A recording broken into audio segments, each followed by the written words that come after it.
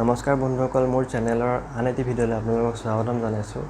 মই আজি ক'বলৈ ওলাইছোঁ আপোনাৰ যি স্মাৰ্টফোন বা লেপটপ কম্পিউটাৰ আছে এইখিনি আপোনাৰ কাৰণে সুৰক্ষিত হয় নে নহয়, তাৰ যিখিনি ডাটা আছে বা যিখিনি তথ্য আপুনি তাত ছেভ কৰি ৰাখিছে সেইখিনি আপোনাৰ সুৰক্ষিত বৰ্তমান যুগত হয় নে নহয়, সেই বিষয়ে জানিবলৈ ভিডিঅ'টো সম্পূৰ্ণকৈ চাই থাকক।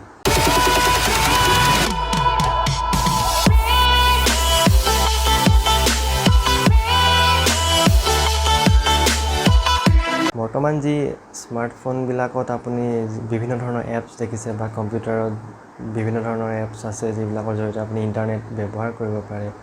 তেনে ক্ষেত্ৰত আপোনাৰ যি তথ্য আপুনি কি চাৰ্চ কৰিছে ইণ্টাৰনেটত বা কি বিচাৰিছে বা আপুনি অনলাইন কিবা শ্বপিং ছাইট বা মোবাইল এপ এটাত কি বস্তু তাত চাইছে বা কি কিনিবলৈ চাইছে, ধৰক আপুনি এখন গাড়ীৰ বিষয়ে গুগলত বিচাৰিছে, গুগলত মোবাইলত চাৰ্চ কৰিছে আৰু একেটা ইমেইল আইডিতে লগ ইন হৈ থকা এটা কম্পিউটাৰটো আপুনি কিবা গাড়ীৰে আপুনি চাইছে। তেনে ক্ষেত্ৰত আপুনি যেতিয়া ইউটিউবত বা আপুনি ফেচবুক চলাই থাকিব, তাত নিশ্চয় আপুনি মন কৰিছে যে তাত কিছুমান গাড়ীৰ লগত সমসাময়িক কিছুমান এডভাৰটাইজমেণ্ট ওলায়।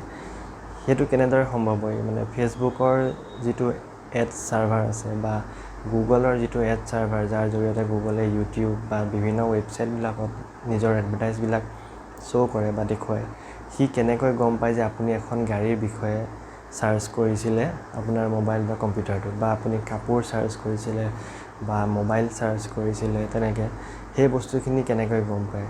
আচলতে হয় কি, আপুনি যেতিয়া ফ্লিপকাৰ্ট বা এমেজন বা গুগলতেই হওক কিবা এটা চাৰ্চ কৰিলে, সেই গোটেই তথ্যখিনি আপোনাৰ যি ফেচবুকৰ এড এজেঞ্চি আছে বা গুগলৰ যিটো এড এজেঞ্চি আছে, এডভাৰটাইজমেণ্ট এজেঞ্চি, তেওঁলোকক বিক্ৰী কৰে। আৰু সেই ডাটাটো আপোনাৰ কোম্পানীবিলাকে আপোনাৰ যিখিনি ডাটা সেইখিনি কিনি আপোনাক তেনেধৰণৰ কিছুমান এডভাৰটাইজমেণ্ট দেখুৱাবলৈ সক্ষম হয়, যাৰ সহায়ত আপুনি যদি আপুনি দেখিছে যে আপুনি কাপোৰ যদি চাই আছে ফ্লিপকাৰ্টত, তাৰপিছত যদি ফ্লিপকাৰ্ট এপটো বন্ধ কৰি ফেচবুক চলায়, তাতে ফেচবুকত আপুনি কিছুমান কাপোৰৰ এডভাৰটাইজে দেখিবলৈ পাব।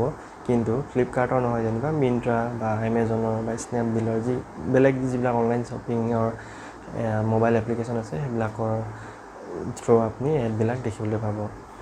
এইটো সম্ভৱ হয় যে আপোনাৰ ডাটাখিনি যিখিনি আপুনি চাৰ্চ কৰিছে সেইখিনি ফ্লিপকাৰ্টে নাইবা আপোনাৰ যি এণ্ড্ৰইডৰ গুগল, তেওঁলোকে নিজে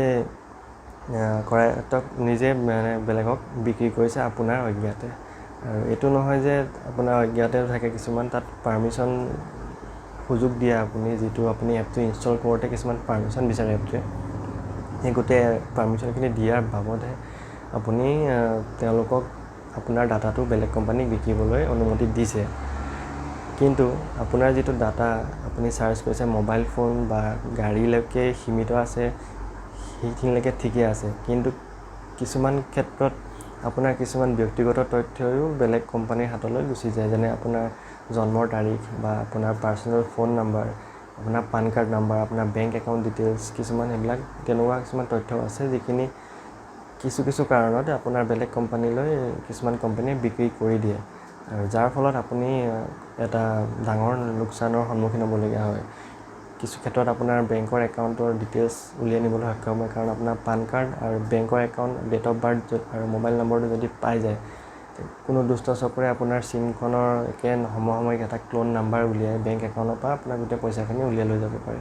ঠিক তেনেদৰে ইমেইল একাউণ্টটো যদি পাই যায়, ইমেইল একাউণ্টতো বহুতৰ কিবা কিবি একাউণ্ট লগ ইন হৈ থাকে, তো তেনে ক্ষেত্ৰত ইমেইল একাউণ্টৰ পৰাও তেনেকৈ বহুত আপোনাৰ তথ্য বা আপোনাৰ যিখিনি প্ৰাইভেচি থাকে গোটেইখিনি মানে আপোনাৰ লোকচান হ'ব পাৰে বা আপোনাৰ ক্ষয়ক্ষতি হ'ব পাৰে।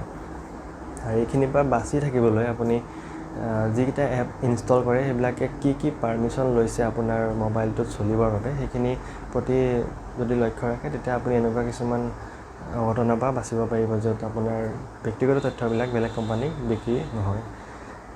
আৰু যদি আপুনি এই বিষয়ে আপুনি বেছিকৈ জানিব বিচাৰিছে যে আপোনাৰ মোবাইল ফোনটো কেনেদৰে আপুনি ছিকিউৰ কৰিব পাৰে, তো মই এটা নেক্সট ইয়াৰ ভিতৰত ভিডিঅ' এটা বনাই দিম, যে য'ত আপুনি কি কৰিলে আপোনাৰ মোবাইল ফোনটো ছিকিউৰ হৈ থাকিব অনলাইন হেকিং বা অনলাইন ট্ৰেকিঙৰ পৰা বা অনলাইন ফিচিং বুলি কয়, যিকেইটাৰ পৰা আপুনি বাচিবলৈ। তেনে ক্ষেত্ৰত আপোনাৰো কিছুমান দুখ থাকে যেতিয়া আপুনি মোবাইলৰ এপ এটা ইনষ্টল কৰে, ধৰক কীবৰ্ডৰ আপুনি মোবাইলৰ লগত নহয় এপটো বাদ দি বেলেগ কিছুমান থাৰ্ড পাৰ্টি কীবৰ্ড এপ আছে য'ত আপুনি কীবৰ্ডতে ৱালপেপাৰ দিব পাৰে, য'ত আপুনি বিভিন্ন ধৰণৰ কালাৰ দি কীবৰ্ডখন সজাব পাৰে। তেনেকুৱা এপবিলাকেও আপোনাৰ নিজৰ পাৰ্চনেল তথ্য বেলেগ কোম্পানীক বিক্ৰী কৰিব পাৰে।